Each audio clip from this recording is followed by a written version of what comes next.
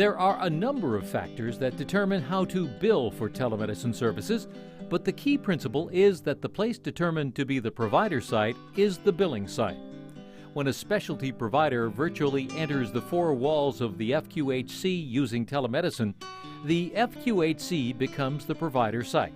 Other factors that determine the billing scenario include where the patient is physically located, characteristics of the specialty provider site, payment arrangements with the specialty provider, and whether or not there is a medical reason for a provider at the patient site.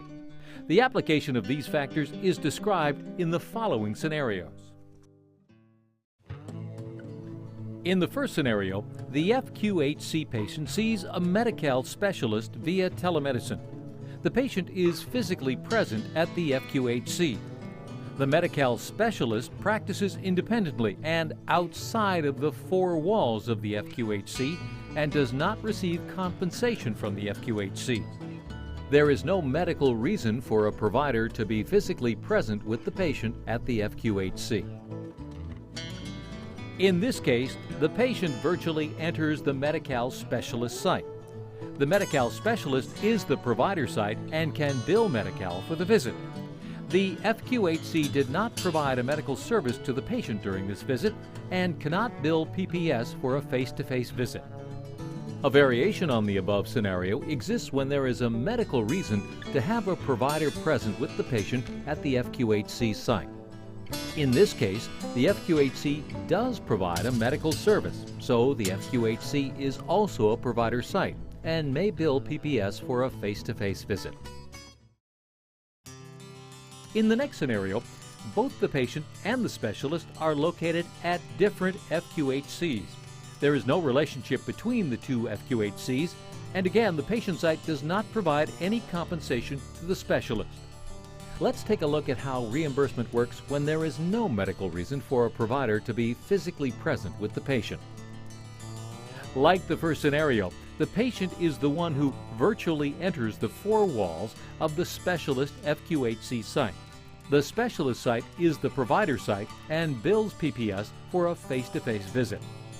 If there is a medical reason for a provider to be physically present at the patient site, then again, both FQHCs have provided a medical service and can bill PPS for a face-to-face visit.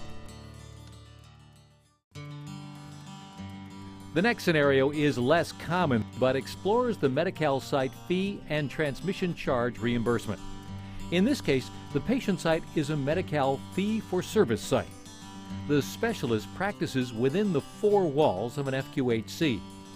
The FQHC specialist does not receive compensation from the Medi-Cal patient site. Again, there is no medical reason for a provider to be physically present with the patient at the Medi-Cal site. In this case, the patient virtually enters the FQHC specialist site. The FQHC is the provider site and can bill PPS for a face-to-face visit. The Medi-Cal site did not provide a medical service to the patient during this visit. However, Medi-Cal fee-for-service sites are eligible to receive a site fee and transmission charges. Our final scenario is the most common, involving an FQHC patient site contracting with any specialist group not part of an FQHC.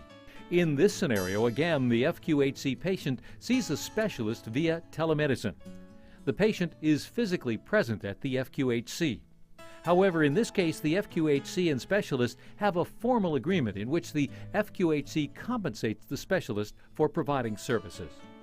In this case, the specialist virtually enters the four walls of the FQHC via telemedicine. The FQHC becomes the provider site and can bill PPS for a face-to-face visit.